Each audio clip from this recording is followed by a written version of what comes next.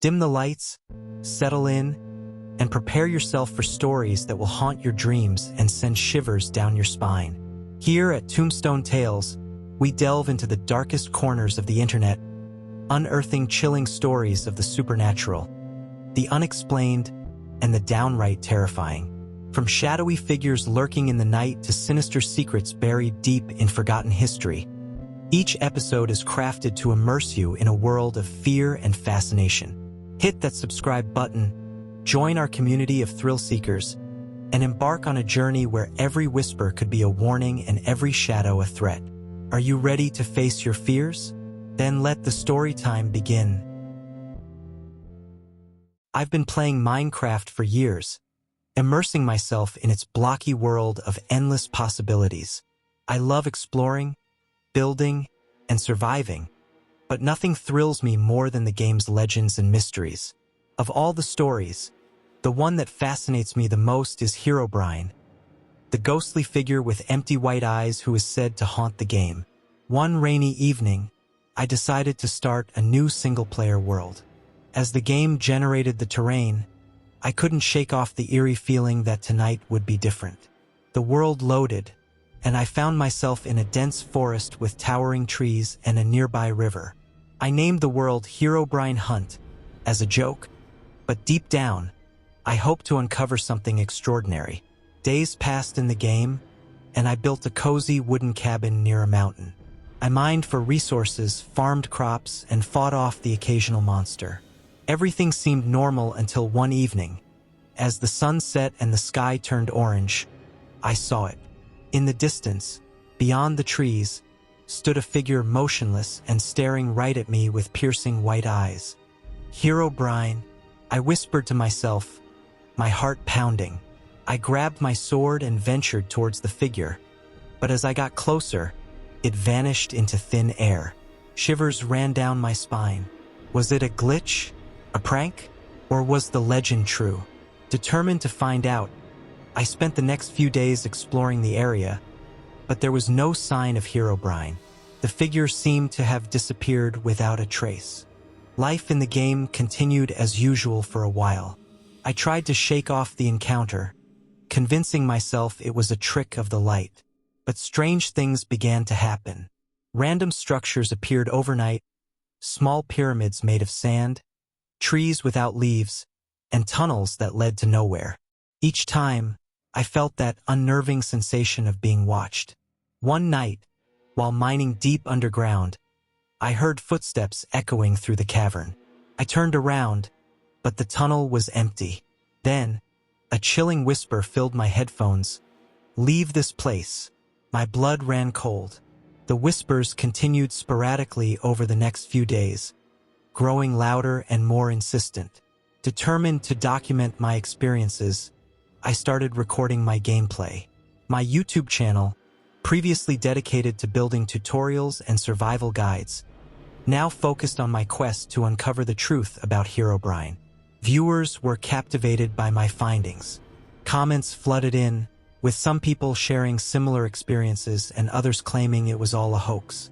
I pressed on, delving deeper into the game's code and forums, looking for any clue that could explain the mysterious occurrences. During my research, I stumbled upon an old forum post by a user named The Observer. The post detailed an ancient seed rumored to summon Herobrine. Excited and apprehensive, I decided to generate a new world using the seed. The landscape was eerily familiar, the same dense forest and river from my previous encounter. As I explored, I found more signs, abandoned mineshafts, random redstone torches, and cryptic messages carved into stone walls. One message stood out. "He watches from the shadows." Determined to solve the mystery, I followed the clues, which led me to a cave system beneath a massive mountain. Deep within the cave, I discovered a hidden room. Inside was a single chest. My hands trembled as I opened it, revealing a book titled The Journal of Marcus. Marcus, my mind raced. Marcus Persson, also known as Notch, was the creator of Minecraft. I began reading the journal, which detailed strange occurrences during the game's development. Herobrine, it seemed, was a character that Notch had intended to be an Easter egg, a nod to the supernatural. But something went wrong. Herobrine had taken on a life of his own, becoming a rogue entity within the game. The final entry sent chills down my spine.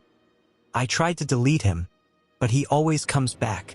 Herobrine is no longer just a part of the code. He is the code. Armed with new knowledge, I felt both terrified and exhilarated. I continued to explore the hidden room and found a strange portal made of obsidian and redstone. With a deep breath, I stepped through the portal and was transported to a dark, foreboding dimension unlike anything I had seen before. The sky was a swirling vortex of dark clouds, and the ground was made of obsidian and netherrack. In the distance, I saw a fortress, its towering spires piercing the sky. As I approached, the air grew colder, and the whispers returned, louder and more menacing. Inside the fortress, I navigated through maze-like corridors and encountered hostile mobs, but they seemed to avoid me, almost as if they were afraid of something or someone else. Finally, I reached a grand hall with a throne at the end. Sitting on the throne was Herobrine. Herobrine stood, his white eyes glowing with a malevolent light. "You should not have come here," he said, his voice echoing through the hall. "Who are you?" I demanded. "What do you want?" Herobrine's gaze was unrelenting. "I am the darkness in the code, the forgotten ghost.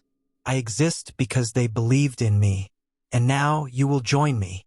Before I could react, Herobrine lunged at me, and the screen went black. I awoke in my bed, my heart racing. It was daylight in the game, and everything seemed normal. Was it all just a nightmare? I checked my inventory. The Journal of Marcus was still there. It hadn't been a dream. Determined to end this once and for all, I devised a plan. I gathered resources and built a powerful arsenal of weapons and armor. I set traps and created escape routes. I was ready for the final confrontation. Returning to the hidden room, I reopened the portal and stepped through, bracing myself for the dark dimension. This time, I moved quickly, heading straight for the fortress. Inside, I found Herobrine waiting.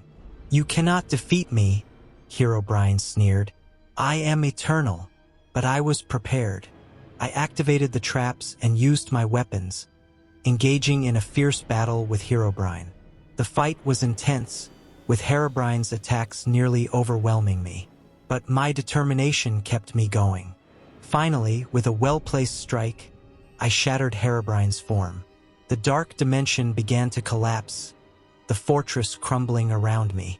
I sprinted towards the portal, diving through just as the dimension imploded behind me.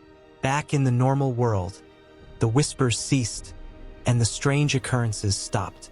I had done it. I had defeated Herobrine. My victory over Herobrine brought me fame and recognition. My YouTube channel exploded with subscribers eager to hear about my adventures. I shared the Journal of Marcus and detailed my encounters, becoming a legend within the Minecraft community. But even as I celebrated, a nagging doubt lingered in my mind. Had I truly destroyed Herobrine, or was the ghostly figure still lurking somewhere in the code, waiting for the right moment to return? Months later, I started noticing subtle changes in my game, shadows that moved on their own, blocks that rearranged themselves. And then, one night, as I was mining deep underground, I heard it again, the chilling whisper, "I am eternal." My blood ran cold. Herobrine was back. Determined to find a permanent solution, I delved deeper into the game's code, reaching out to other Minecraft enthusiasts and developers. Together, we discovered an encrypted section of the code labeled Herobrine. This part of the code seemed to be the source of Herobrine's existence. We worked tirelessly to decode it, finding references to old folklore and digital spirits. As we dug deeper, we found something astonishing. Herobrine was not just a glitch or a rogue code. He was a creation of collective belief, a digital tulpa brought to life by the millions of players who believed in him. Realizing this, I knew that the only way to truly defeat Herobrine was to change the collective belief of the community. I started a new series on my channel, debunking the myths and showing how Herobrine was just a manifestation of our imaginations. Slowly, the sightings decreased, and the whispers faded. Years passed, and Minecraft continued to evolve. New updates, new biomes, and new creatures kept the game fresh and exciting. I had moved on to other projects, but the legend of Herobrine always lingered in the back of my mind. One day, I received an email from an old friend who had also been obsessed with Herobrine. The email contained a single line: "I found something. Come to the coordinates." Curiosity piqued. I logged back into Minecraft and traveled to the coordinates. There, in a remote part of the world, I found a strange monument, a massive statue of Herobrine, built entirely out of obsidian. At the base of the statue was a chest. Inside the chest was a book titled The Return. As I read the book, a sense of dread washed over me. It detailed a ritual to summon Herobrine back, one that required the belief of the community once more. The final line chilled me to the core. He was never truly gone. He sleeps within the code, waiting. Realizing the potential danger, I immediately destroyed the statue and the book. But it was too late. The community had already discovered the monument, and rumors began to spread. The belief in Herobrine was rekindled. Desperate, my friends and I worked on a new plan. We developed an update patch that would target the HRB_core directly and erase it from the game's code. It was a risky move, but we had no other choice. The patch was deployed, and for a while, everything seemed normal. But then, strange things started happening again. This time, it wasn't just in Minecraft. Players reported seeing Herobrine-like figures in other games, on their computers, and even in their dreams. I realized with horror that Herobrine had evolved beyond the game. He had become a digital entity, capable of existing anywhere there was code. In a final effort, we created a program designed to contain Herobrine within a virtual prison, isolated from any network. We lured him into a trap using the collective belief of the community one last time, promising a grand confrontation. Herobrine took the bait, and we activated the program, trapping him in a digital void. As the program ran, I watched the screen, hoping it would hold. The final message from Herobrine sent shivers down my spine. "You cannot contain me forever. I am eternal. I am the shadow in the code." The screen went dark, and silence filled the room. I knew that while we had won this battle, the war was far from over. Herobrine was a legend, and legends never truly die. Years later, a new generation of Minecraft players discovered the old tales of Herobrine. Despite my efforts, the stories persisted. The community whispered about the ghost in the code, and the belief slowly rekindled. One day, a player exploring a remote corner of their world found a hidden room. Inside was a chest. With trembling hands, they opened it and found an old book titled The Legend of Herobrine.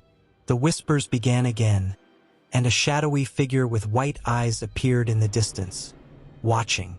The cycle continued, as Herobrine waited, biding his time in the shadows of the digital world, ready to return when the belief was strong enough. The legend of Herobrine was eternal, a ghost in the code that would never truly be vanquished.